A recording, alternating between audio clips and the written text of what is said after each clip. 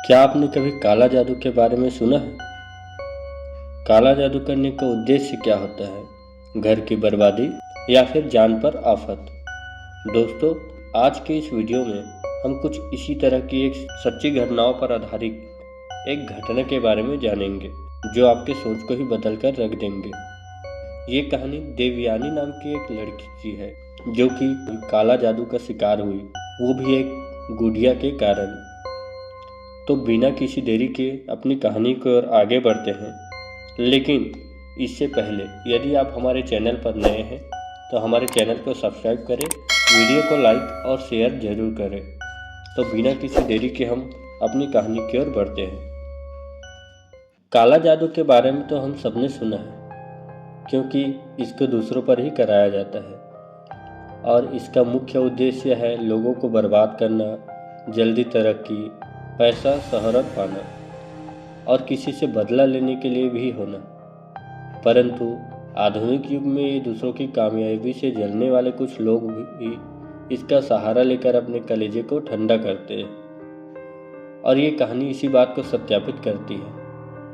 काला जादू एक प्राचीन और रहस्यमयी प्रथा है जिसे विभिन्न संस्कृतियों में नकारात्मक उद्देश्यों के लिए प्रयोग किया जाता है। काले जादू का उपयोग तंत्र मंत्र, टोने टोटके और अदृश्य शक्तियों के माध्यम से किया जाता है। देवयानी नाम की एक होनहार छात्रा थी जो अपने पूरे खानदान में एक अकेली इतना पढ़ने वाली और चार्टेड अकाउंटेंट बनने वाली पहली लड़की थी। उसके दोनों ताऊ के परिवार में कोई भी लड़का आज तक इतना पढ़ा लिखा और कामयाब नहीं था, इसलिए उसके सीए बनते ही उसके भाइयों और उसकी बड़ी बहनों को छोड़कर सबसे पहले उसी के लिए ही रिश्ते आने लगे, जबकि उसके दोनों ताऊ के बेटे और बेटियां उससे काफ़ी बड़े थे। देवयानी का एक छोटा भाई भी था जो अभी 11वीं क्लास में पढ़ता था। देवयानी का परिवार और उसकी दोनों ताऊ का परिवार साथ में एक ही बिल्डिंग की अलग अलग मंजिलों पर रहते थे। देवयानी के परिवार से उसके दोनों ताऊ के परिवार नहीं बनती थी क्योंकि उन दोनों ताऊ और उनकी पत्नियों ने हमेशा देवयानी की पढ़ाई का विरोध किया था और देवयानी पर आवारा घूमने के आरोप भी लगाए। मगर देवयानी उसके माता पिता ने बहुत सपोर्ट किया था और इसी बात पर दोनों ताऊ के परिवारों से उनकी आए दिन लड़ाई होती रहती थी। देवयानी के लिए रिश्ते तो आते ही रहते थे, तो देवयानी के माता पिता ने इस बार रिश्ते को हाँ भी कर दी क्योंकि लड़का जो है एक अच्छी सरकारी नौकरी में था और दोनों की जल्दी शादी भी हो गई। देवयानी के पिताजी ने अपने भाइयों से सभी शिकायत दूर करके उनको अपनी शादी में आमंत्रण दिया। खैर, वो लोग शादी में तो आए और अच्छे से खुश होकर शादी में शामिल भी हुए। देवयानी ने शादी के बाद विदा होकर अपने ससुराल चली गई। 2 दिनों बाद सभी रस्में होने पर, सभी काम निपटने के बाद देवयानी और उसके पति ने शादी में मिले गिफ्ट्स को खोलने लगे। कई गिफ्ट खोलने के बाद एक ऐसा बॉक्स उनके सामने आया जिस पर कोई नाम ही नहीं लिखा।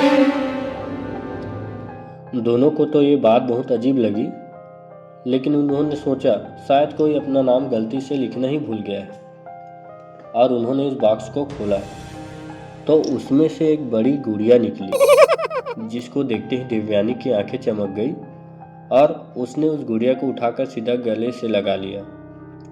और दोस्तों, यहीं से शुरू होती है देवयानी की जिंदगी में उथल पुथल, क्योंकि ये गुड़िया नहीं थी, आफत की पुड़िया थी।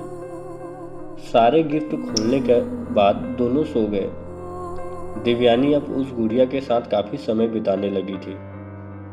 रोज गुड़िया को साफ करती, फिर उसके बालों की लंबी चोटी करती और उसके कपड़े जो देवयानी ने ही अपने कपड़ों से बनाए थे पहना देती थी और उससे एक बच्चे जैसा प्यार करने लगी थी।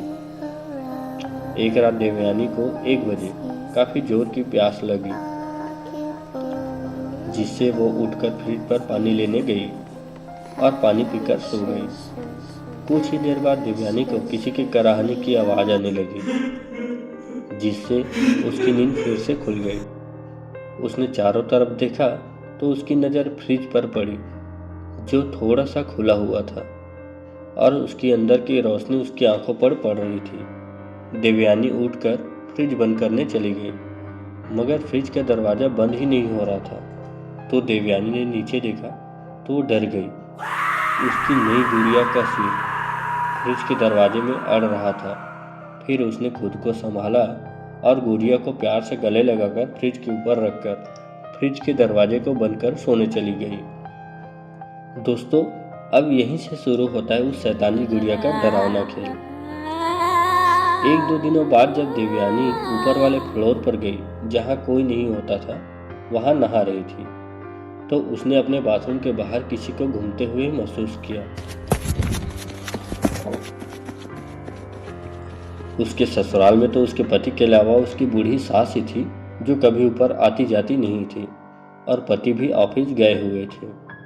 तो उसने सोचा बाहर कौन है और आवाज़ लगा दी कि बाहर कौन है वहाँ।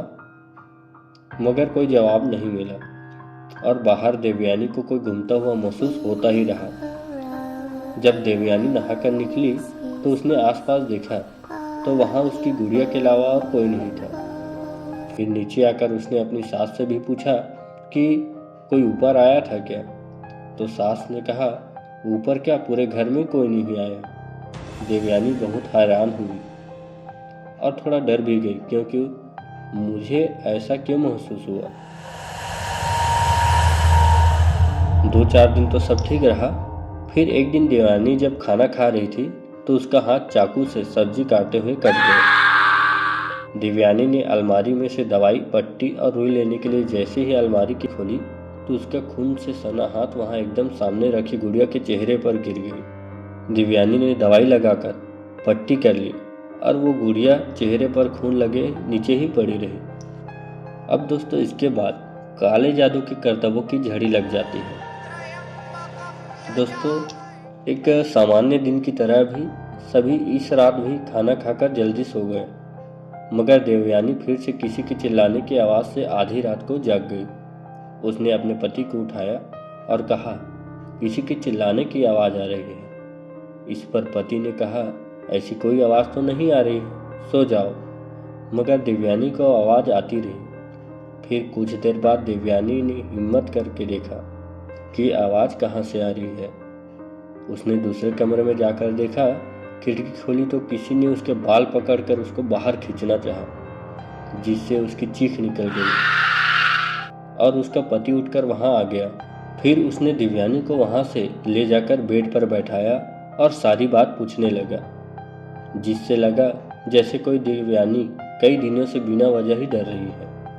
और उसने देवयानी को आराम करने को कहा।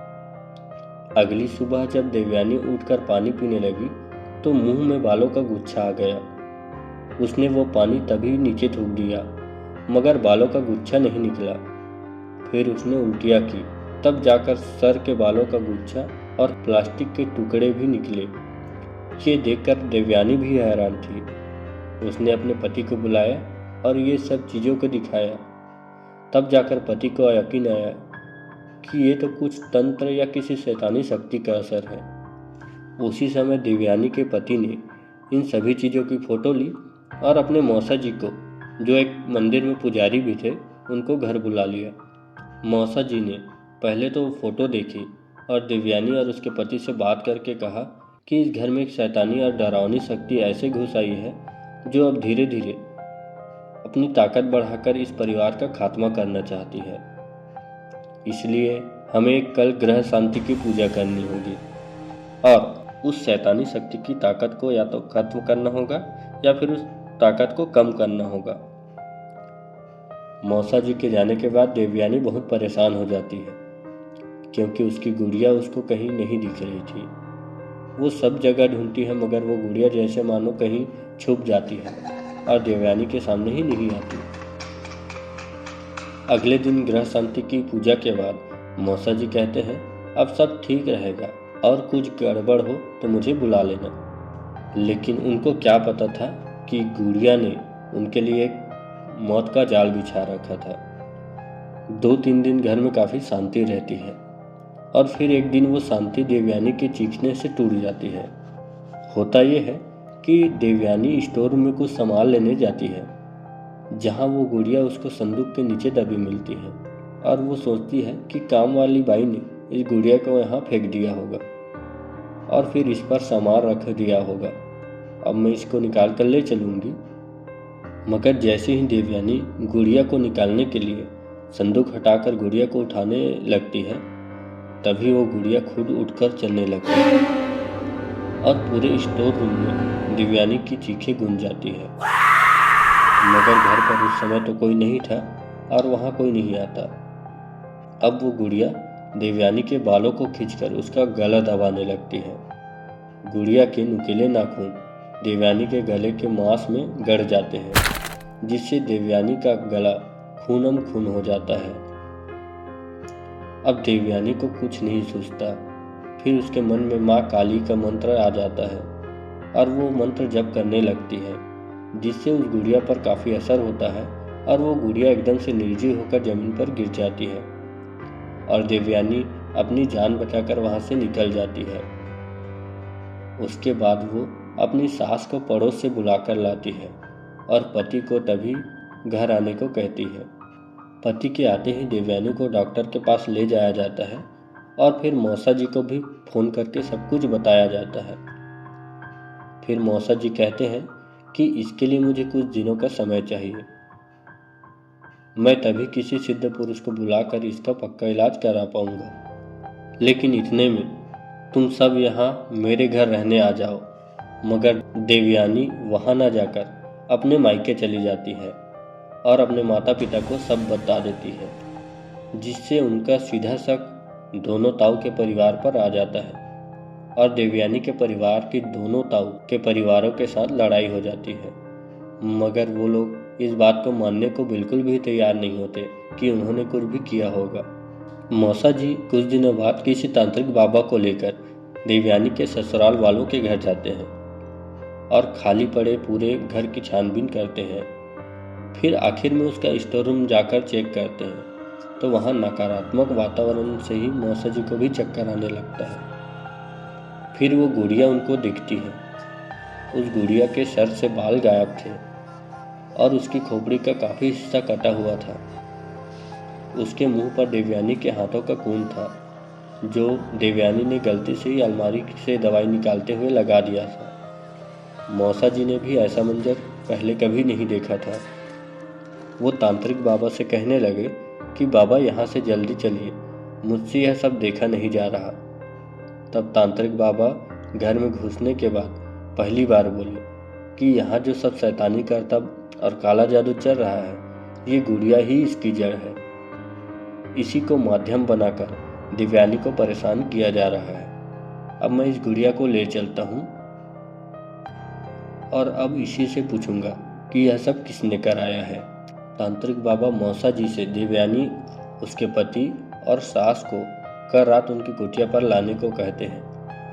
मौसा जी सबको लेकर तांत्रिक बाबा की कुटिया पर आ जाते हैं, जहां बाबा ने एक धूना जलाया होता है और उस गुड़िया को कई धागों से बांधकर 2 फुट का गड्ढा खोदकर उसमें उस गुड़िया को लेटाया होता है। मौसा जी सहित सभी घर वाले डरते हुए कुटिया में धूने के चारों ओर बैठ जाते हैं और फिर तांत्रिक बाबा कुछ मंत्र पढ़कर धूने की अग्नि में कुछ सामग्री डालते हैं और सबको बताते हैं कि अब मैंने इस काला जादू की गुड़िया को निष्क्रिय करके इसका इलाज कर दिया है। इसको अब मैं अपने सामने दफना रहा हूँ और जिसने ये किया है अब इसका कई गुना उसको भुगतना होगा।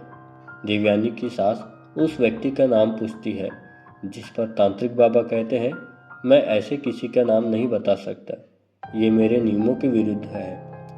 हाँ, आपको उसका नाम कुछ ही दिनों में खुद पता चल जाएगा।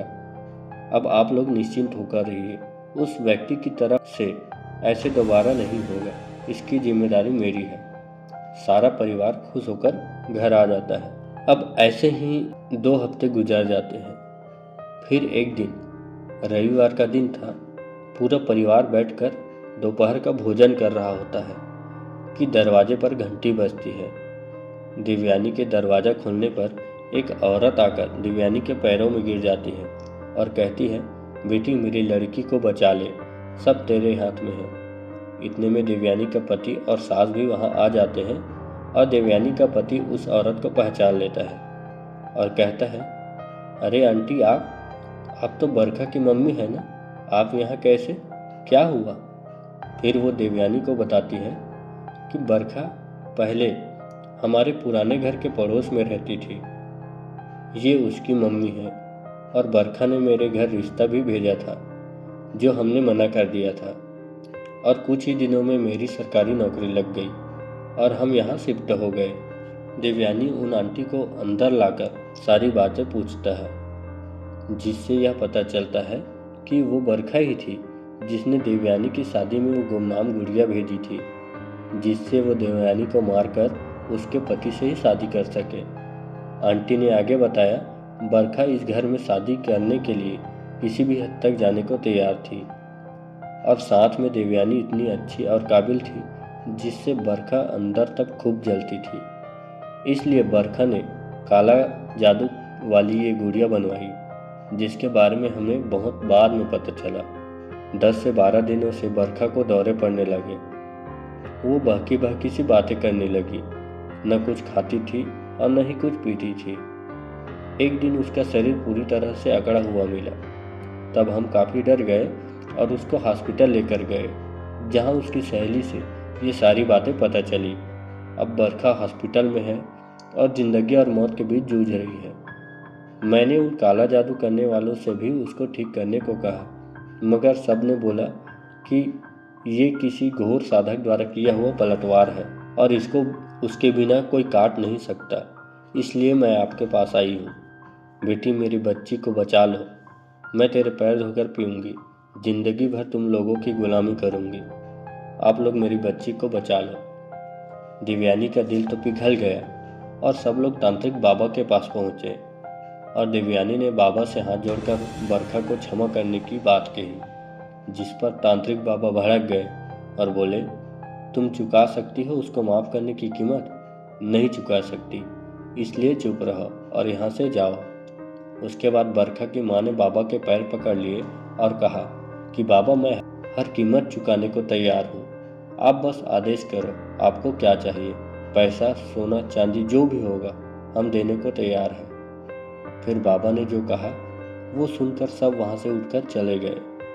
बाबा ने कहा, मुझे तेरे घर से एक नर बलि चाहिए। बोल, दे सकती है?